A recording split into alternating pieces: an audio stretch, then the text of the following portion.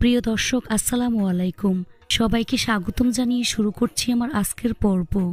ময়দা, ডিম, আলু আর নুডলস দিয়ে খুবই হেলদি সকাল বিকেলে নাস্তা তৈরি করে দেখাবো। এটা তৈরি করা খুবই সহজ, খেতে অসম্ভব মজার হয়। আপনারা চাইলে বাচ্চাদের টিফিনের জন্য বানিয়ে নিতে পারবেন, বাচ্চারা ভীষণ পছন্দ করবে।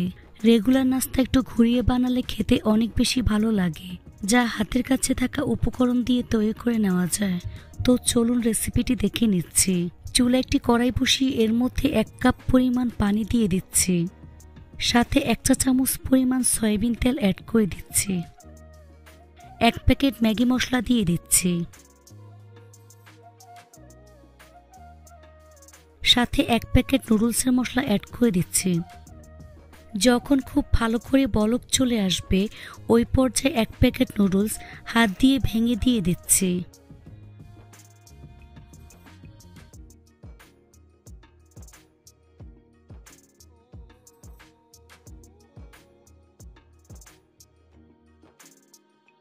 নুডলস সবকিছুর সাথে খুব ভালো করে মিশিয়ে নিচ্ছি। তারপর নুডলসের পানি খুব ভালো করে শুকিয়ে নেব। এ পরিমাণে পানিটা দিবেন যাতে করে পানি নুডলসের সাথে শুকিয়ে যায়।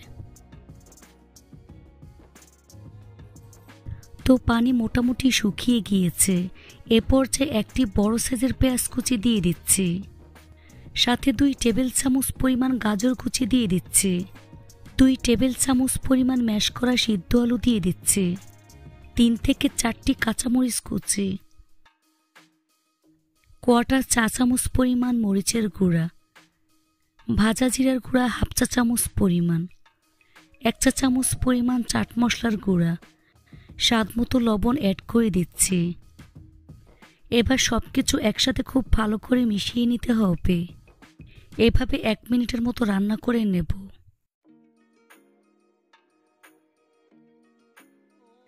নামানোর আগে কিছুটা পরিমাণ ধনিয়া পাতা কুচি অ্যাড করে দিচ্ছি। ধনিয়া পাতা খুব ভালো করে মিশিয়ে নিচ্ছি। এখন চুলা বন্ধ করে এই পুরটাকে খুব ভালো করে ঠান্ডা করে নেব। এবার আমি নাস্তার শিটের জন্য পাতলা একটি ব্যাটার তৈরি করে নিচ্ছি। সেজন্য একটি মিক্সিং বলে 1 কাপ পরিমাণ ময়দা দিয়ে দিচ্ছি। দিয়ে দিচ্ছি স্বাদ মতো লবণ। 1 টেবিল চামচ পরিমাণ সয়াবিন তেল অ্যাড করে দিচ্ছি। তারপর একটি ডিম ভেঙে দিয়ে দিচ্ছি। ডিম ময়দার সাথে খুব ভালো করে মিশিয়ে নিচ্ছি।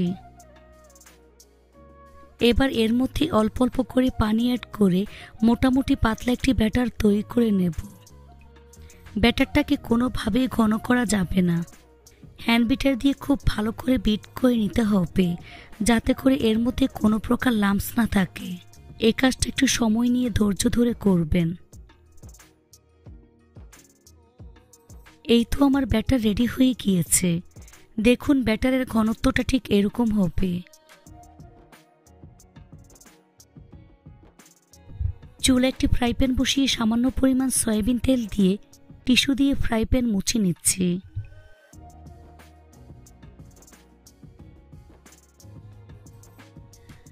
চুলাটা স্লোতে রেখে এর মধ্যে পরিমাণ মতো মিশ্রণ দিয়ে চামচ দিয়ে ছড়িয়ে দিচ্ছি। শিটটাকে মোটামুটি পাতলা করে বানাতে হবে। কিছুক্ষণ পর যখন দেখবেন উপরে ড্রাই হয়ে গিয়েছে আর ফ্রাই প্যান থেকে আলাদা হয়ে যাচ্ছে, তখন শিটটাকে উল্টে দিচ্ছি।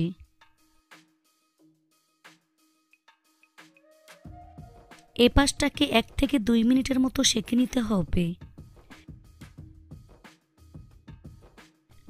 তারপর একটি প্লেটের মধ্যে নিয়ে নিচ্ছি। বাকি শিটগুলোকে একইভাবে তৈরি করে নিতে হবে।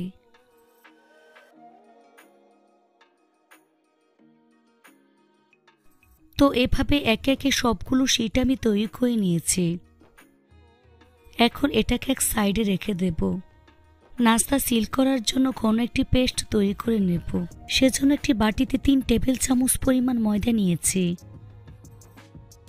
এর মধ্যে অল্প অল্প করে পানি অ্যাড করে ঘন একটি ব্যাটার রেডি করে নিচ্ছি।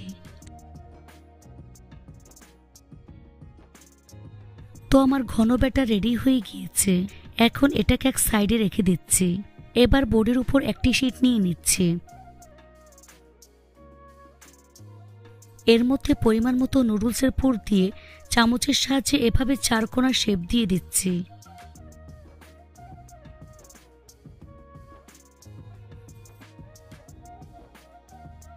রুটির চারপাশে আঠালো ব্যাটার লাগিয়ে নিতে হবে।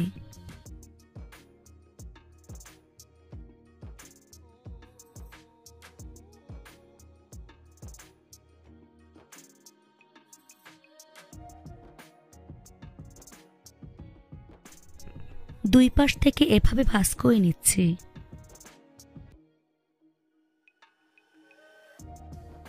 তারপর হাত দিয়ে চেপে সেট করে দিচ্ছি। আবারও দুই পাশে আঠালো ব্যাটার লাগিয়ে নিচ্ছি।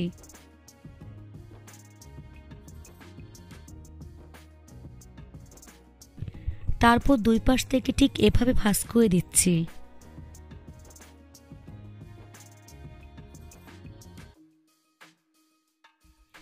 এবার নাস্তাটাকে খুব ভালো করে চেপে চেপে সেট করে নিচ্ছি। এই তো একটি নাস্তা তৈরি হয়ে গিয়েছে। একইভাবে আরেকটি নাস্তা তৈরি করে আপনাদের দেখিয়ে দিচ্ছি।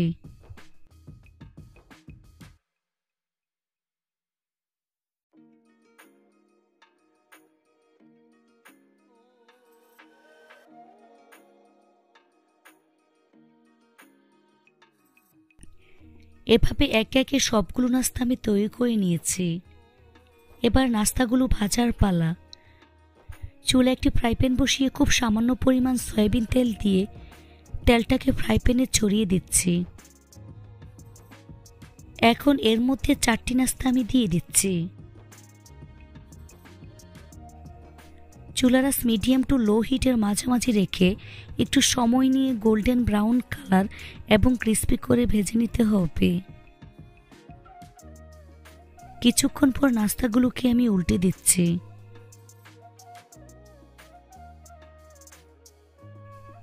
এভাবে কিছুক্ষণ পর পর উল্টে পাল্টে একটু সময় নিয়ে গোল্ডেন ব্রাউন কালার করে ভেজে নিতে হবে।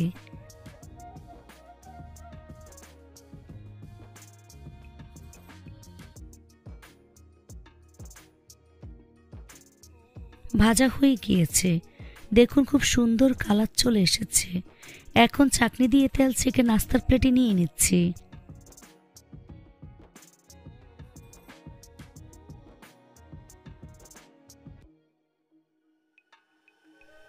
বাকি নাস্তাগুলোকে একইভাবে ভেজে নিতে হবে।